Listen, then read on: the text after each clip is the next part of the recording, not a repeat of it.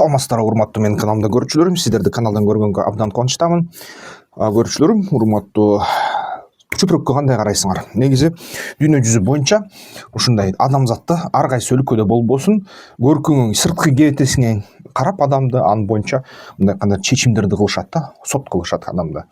Анын үстүнө баягы байбы, кедейби, туура кийиндиби жокпу, кийими тыкканбы, тыккан эмеспи, чачы кандай, көзү башы кандай, ушунун баарына көңүл буруп туруп адам биринчи көзү менен өзүнүн карым катнашын түзөт, анан кийин баягы сүйлөшүп ички сапатын сураштыра баштайт да.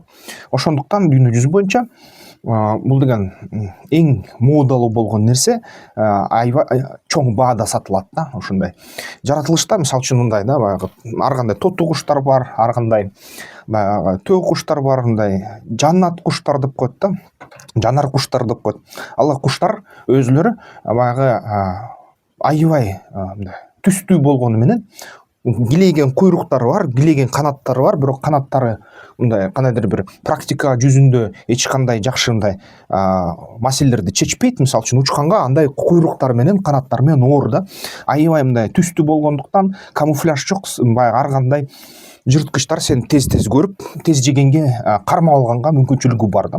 Бирок ошондой куштар баары бир бар. Анан окумуштуулар изилдешти да, эмнеге ушундай куштар ошол дүйнөдө жашап жүрөт, эмнеге бар десе, бул деген баягы гендерим күчтүү, көрдүңбү, мен деген түстүүмүн, мен жырткычтар көрсө деле, менин канаттарым мындай жакшы учканга жардам бербесе деле, мен деген ушундай нерсени, ушундай тууну көтөрө алам деп, баягы корозодонуп, короздой кооз болуп өзүн көрсөткөн куштар ушинтип баягы ургаачылардын көңүлүн тартат экен. Ургаачылар дал ошол түстүү өңгө көңүл буруп, ушундай куштарга көңүл бурат экен да. Эми ал деген чымчыктар дүйнөсү, бирок адамдын дүйнөсүндө бирдемке окшоштук бар да. Адам деле ошо кийимге өтө чоң көңүл бурат.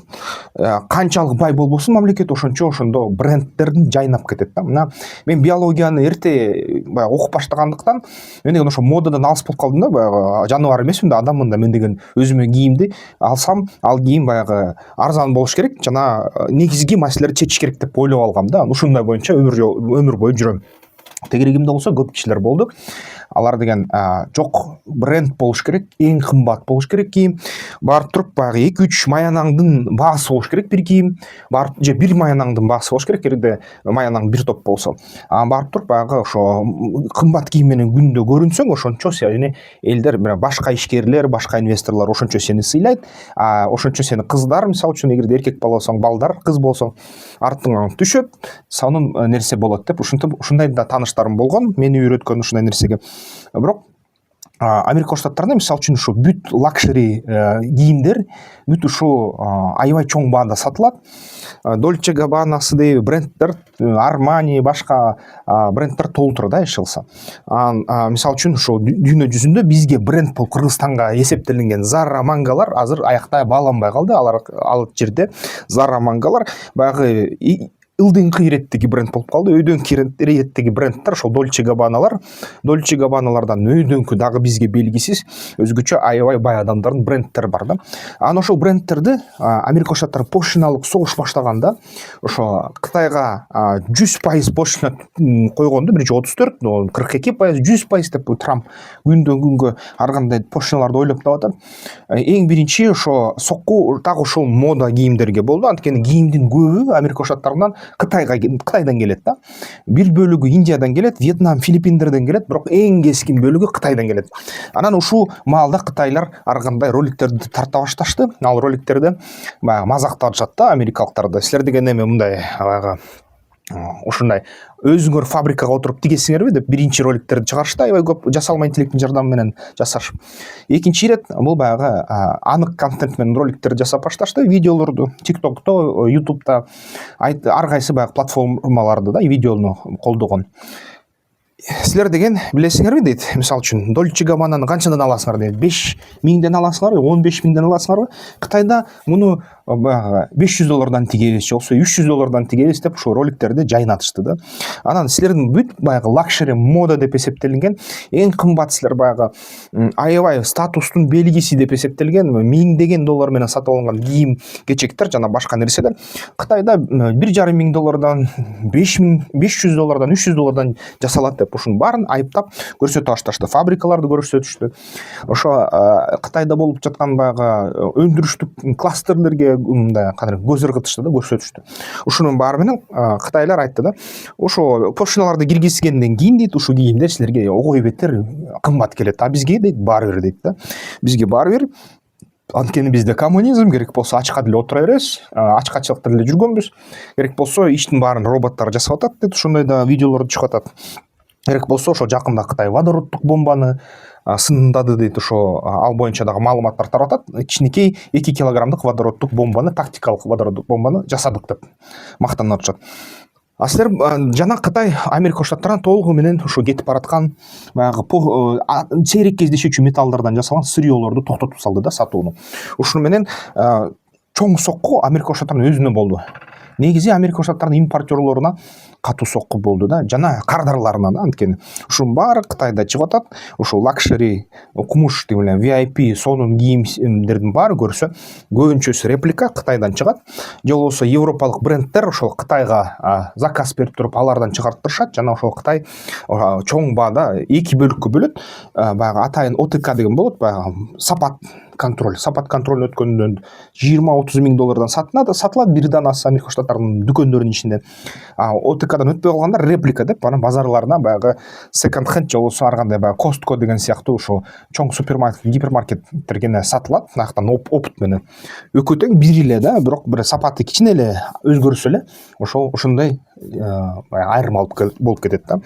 Өзүм да баягы кийимдин өндүрүшүнө терең кирсем, чын эле мисалы үчүн Кытайлар кээ бир учурда мынакей момундай нерсени бүгүнкү күнү 100 сомдон жасашат, 108-109 сомдон тигишет экен да, ошол автоматикалык машиналардын жардамы менен атайын тигүүчү.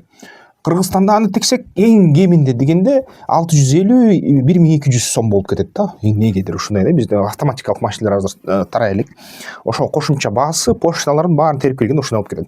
Эми америкалыктарга ушундай эле мисалы үчүн кийим кечек эртеси күнү, азыркы күнү ошо $100-200 чейин чыгып кетип атат да. Кыргыз сом менен эсептегенде 14 миңге, баягы 7 миң, 8 миң, 14 миңге чейин чыгып кетип атышат да. Ушундай баалар. Ушундай кызыктуу нерселер болуп атат. Кыргызстанга бул учурда, бул абалда кандай пайда тапса болот да бизге мисалы үчүн. Биз азыр ушу поштаны алып атканда эң да чоң бизге кемчилик логистикалык жолдор эмчекте даяр эмес да. Баягы курус иштери башталды, бирок ал бүтүшкө бир 4-5 жыл дагы керек да, мындай талкпас эмгек. Же болбосо Кытайлардын бригадалары келип, миллион келип туруп бирси салып кетсе болот да. Бирок ал нерсе үчүн дагы бир топ акча керек.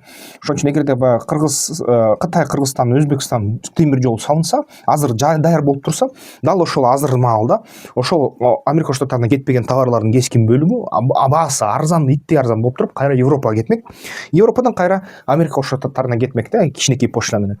Азыр деген биз ушу абалда мындай кандай пайда табыш үчүн бир нерсе дагы бар. Бул деген мисалы үчүн Кыргызстанда ишкерлер, ошо англис тилин билген ишкерлер, Кытай тилин билген ишкерлер Кытай фирмаларынын Кыргызстандан каттап туруп Америка Кошмо Штаттарынан Кыргызстандан 10% пошта менен сатабыз деп партияны бияктан топтоп, же болбосо документ боюнча бияктан топтоп, ошол Америка Кошмо Штаттарына жиберсе болот да, расмий бажы бүт процедураларын өтүп, бажылардан баарын каттатып да.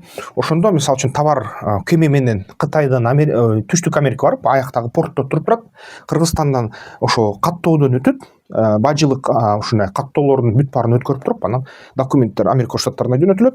Анан ошол товар кайра барып туруп, ошол эле Түштүк Американ портунан Суэц каналынан өтүп, же болбосо Американ портторуна барып кайра сатылат. 10% поштанын үстүнө тигилет. Дагы кошумча бир 20-22% кошулушу мүмкүн. Кошумча мында поштана ички, ар бир штаттын өзүнүн поштаналары дагы бар, ички поштаналар. Ошонун аркасы менен анан Қытайдың товары арзан, чоң көлемде Қырғызстан арқылы сатылып қалады. Ошондо бир күнү Америка Кошмо Штаттагылар бажи статистикасын көтөрсө, Кыргызстан бир нече ушунча чоң көлөмдөгү товарларды сатып калат да. Ошондо алар кайра бизге санкцияларды киргизиши мүмкүн, же болбосо текшерүүлөрдү кылышы мүмкүн.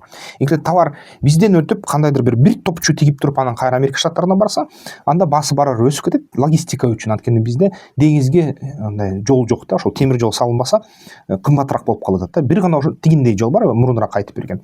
Бирок ал жолдун дагы тобокелдиктери санкциялар болот да биздин өлкөгө каршы.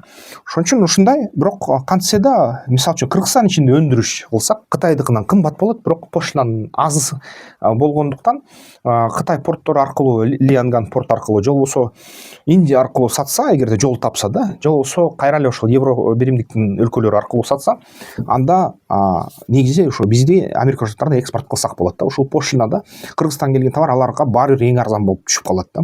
Бирок кичинекей көлөм болсо, бизге кымбат болуп калат да, ошол товарды өндүрүп аяка жибергенге. Азыр биз көбүнчө ушул өзүбүздүн аракетибизди кайра эле Орусиянын базарына жана Евро биримдиктин базарына бурушубуз керек.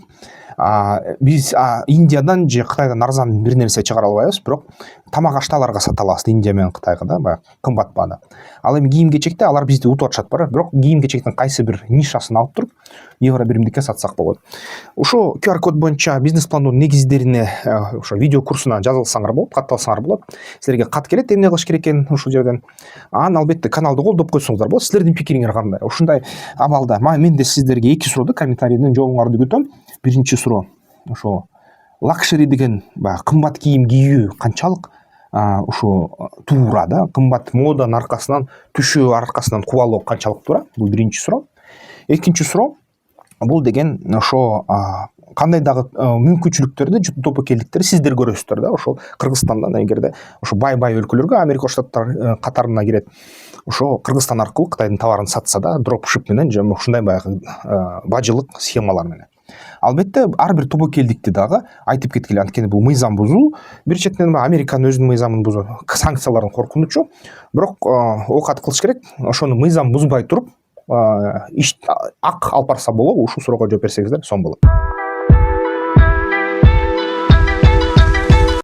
Аскер тактикалык федерация уюштурган, көп учурунда ошонун мүчөлөрү уюштурган жеке ошо эс алыш күндөрү болуп өткөн оюндар бар. Ошол оюндарга катышкыла, анткени ушул оюндар ар бир базар күн болот. Ар бир базар күнгө албетте бул жерден жакшы тажрыйба алса болот оюнду. Анан кийин дагы аябай жакшы өзүңөргө ишенип алсаңар, чоң оюндарга катышсаңар аябай жакшы болот.